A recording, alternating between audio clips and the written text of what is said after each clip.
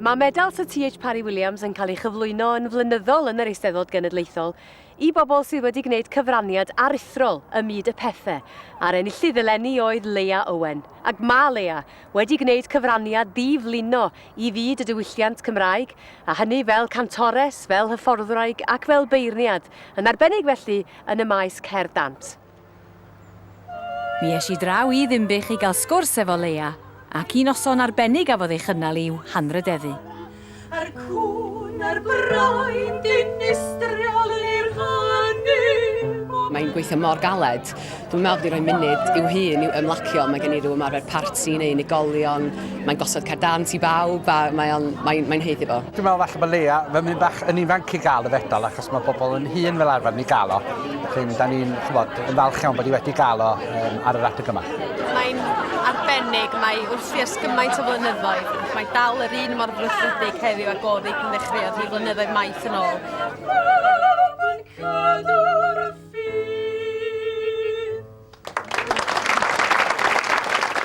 Wel, llongyfarchiadau mawr Leah ar dderbyn y fedal. Be beth oedd cael honno'n ei lygu i chi? Dwi'm yn gwneud y gwaith hyfforddi mae mwyn cael medal yn y diwedd lly, ond na, oedd o'n braf gwybod bod pobl yn gwerthfawrogi, mae'n dweud y gwir ynde. Sut cychwynnodd y cyfan i chi?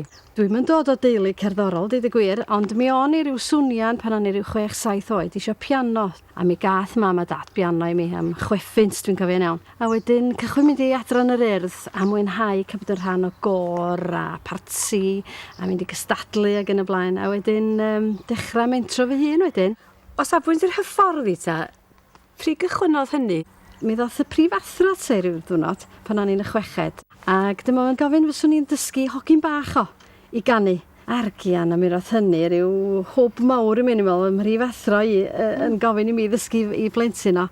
Hefyd, dwi'n cofio ar ôl fi brodi, Ffion a fi yn chwilio am dŷ yn Borth. A dyma ni wedi cael y cyfeiriad ma ni mewn i'r tŷ. Ac wrth y sinc o'na hogyn bach. Ac dyma'r fam yn deud, chi'n dysgu'r hogyn mae gan i, mae gynna fo ryw dipyn o lais, meddai. A wrth gwrs, fi oedd efo fi am flynyddoedd a pwy oedd hwnnw, ond Hughes Jones. Mae'n siŵr fel pob disgybl i Leah, fi sy'n ffodus iawn o gael cymaint o brofiadau. Ges i gyfle enghraifft i ganu yn Neuadd Albert Hall yn 1983 pen o'n i 9 oed, ac Leah yn cyfeilio ar y piano. Be oedd yn gret am yr hyfforddiant gan Leah oedd fod yr awyrgylch mor iach. Doedd na ddim pwysau o ran dod yn fuddigol neu hyd yn oed cael llwyfan. Ac oedd hynny'n gwneud yr profiad o gael hyfforddiant ganddi mor arbennig lly.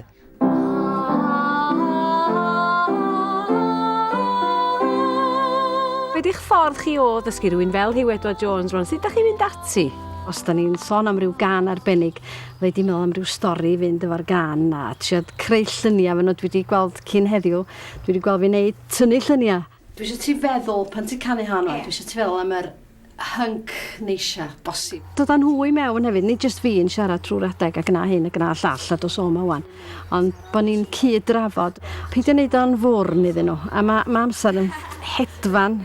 Di ddim fatha athrawes, mae'n fwy fatha ffreind. Mae gen i ryw gysylltiad efo ni gyd, fatha bod ni'n blant i ddim mewn ffordd, ond dyn ni beth yn teimlo fatha bod ni gorfod o dyma. Dyn ni wastad yn mwynhau o dyma. Noson dal i ddisgwyl. Mae'n amlwg, Leah, fod trosglwyddo y cariad sydd gennych chi tuag at gerdant a'ch gwybodaeth chi hefyd yn bwysig iawn wrth fynd ati hyfforddi'r criw, y don nesa, a'r don ar ôl honno hefyd. Yn trio deud wrth y plant dwi ddysgu rwan, pobl fel Steffan Hughes ar ein, fe'n deud, reit, Steffan, mae'n bryd i ti ddechrau gosod y hun rwan. A dwi'n meddwl na ffordd nes i gychwyn oedd gosod ar gyfer fi'n hun i ddechrau. Achos os o'na rhywbeth o'i le ar y gosodiad, wel, o'n i'n gadael neb arall lawr nag on. Caseg wen yw cwsg o hyd. Beth am y dyfodol, ta Leah? Ydy'r byd yma, byd y canu'r eisteddfodau, dyn nhw'n saff?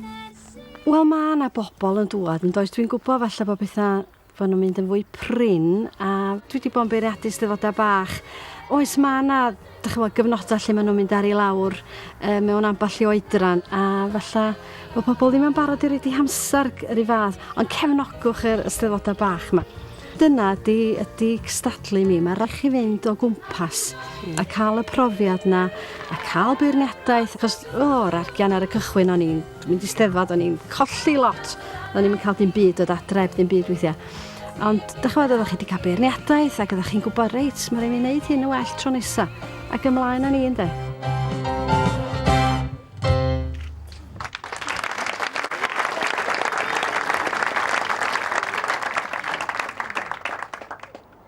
A dyna ni o fyd Pethe am yr wythnos yma, ond mi fyddwn ni